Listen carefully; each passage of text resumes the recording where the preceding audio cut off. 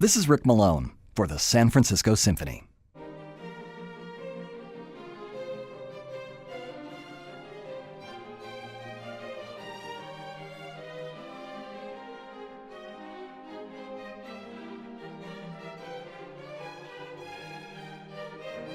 The music of Charles Ives is some of the most distinctive ever written.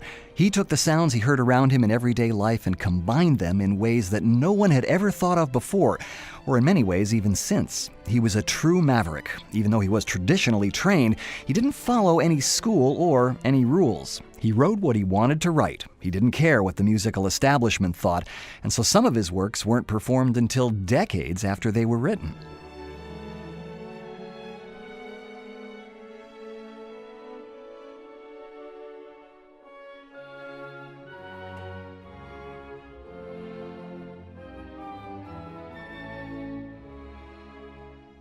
Ives grew up in New England, surrounded by the sounds of hymns, village bands, and patriotic songs.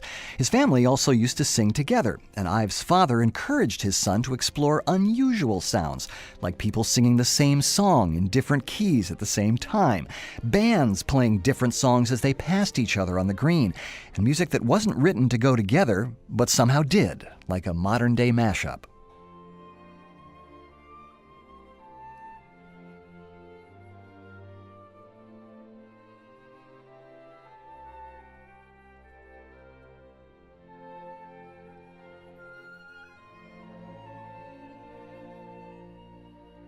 America's first great evangelical movement started around 1800 in Kentucky, and by Ives' time it had reached New England. At the heart of this movement was the camp meeting, where sometimes thousands of believers would come together with tents and supplies for a marathon of preaching, praying, and singing. Ives wrote about the great waves of sound sung by thousands of let-out souls. There was a power and elation in these great conclaves of sound from humanity, end quote.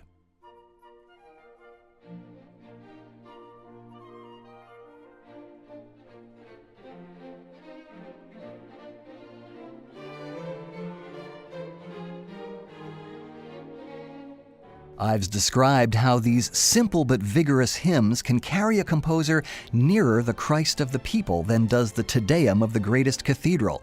If he, meaning the composer, can reflect the fervency of such a spirit, he may find a local color that will do all the world good, and it will be American too. End quote. Ives Symphony No. 3 was inspired by these gatherings. He called it the camp meeting.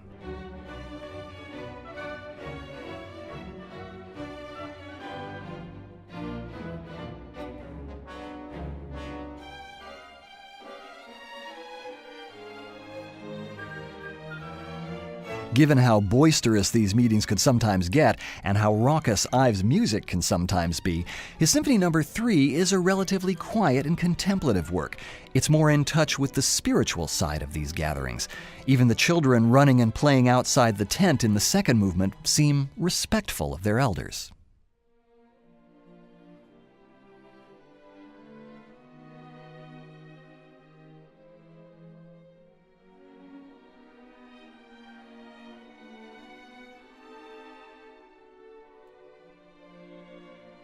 Ives subtitled the first movement Old Folks Gatherin', and it begins with a pair of hymns, Coronation, which is also known as All Hail the Power of Jesus' Name,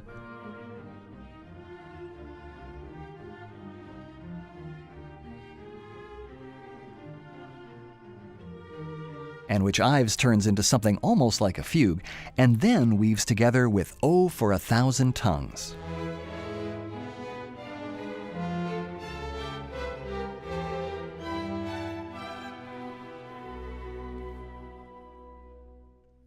Later on, he adds a variation of What a Friend We Have in Jesus.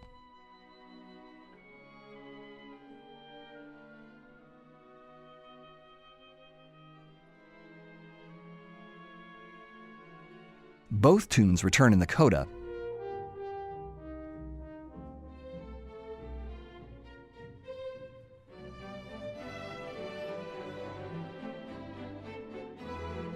Coronation in the strings, and an almost bluesy take on What a Friend in the flute. The movement ends with the old hymn, Take It to the Lord.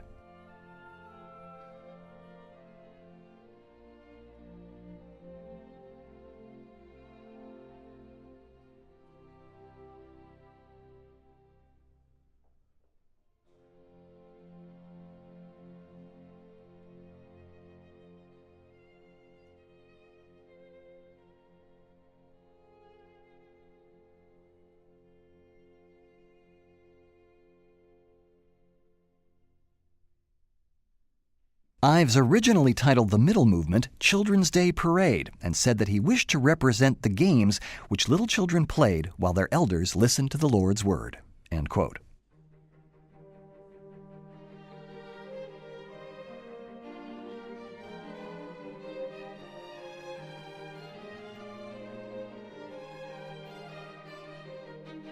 It begins with a partial quotation of the hymn, "There is a fountain filled with blood."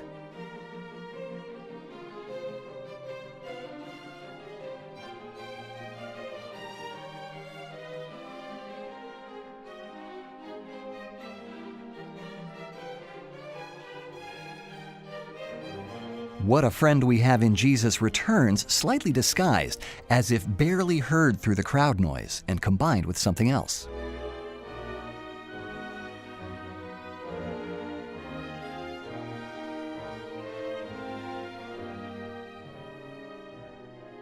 The movement ends with a march that was originally a Welsh battle song, but in this country it became the hymn All Through the Night.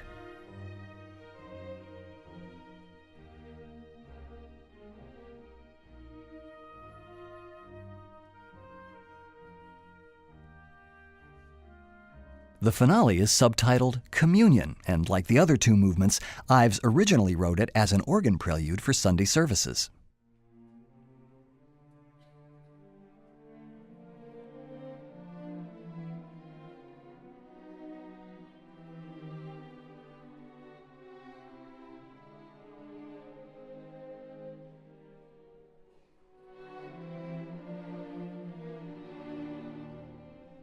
One of its main themes is based on the hymn "Just as I Am Without One Plea."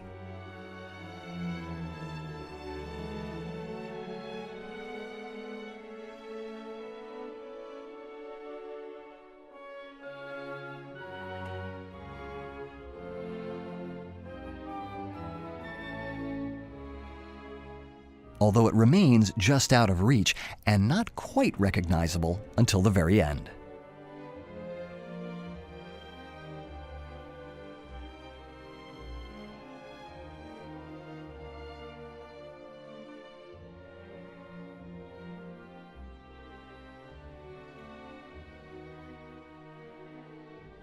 Charles Ives was only a part-time composer. By day, he was one of the most innovative and successful figures in the history of insurance, but he still found time to play the organ for his church and compose, creating a unique kind of order and beauty out of the cacophony of the world around him. Ives wrote his Symphony No. 3 between 1901 and 1904, but it wasn't performed until 1946. Suddenly, Ives was discovered, and the work was awarded the Pulitzer Prize. But he couldn't have cared less about any of it. In his typically cranky fashion, he greeted the news by saying, "Prizes are the badges of mediocrity." Ives remained true to himself, setting the American experience as he heard it in music. But one of the most remarkable things about it is how Ives' experience resonates with all of us.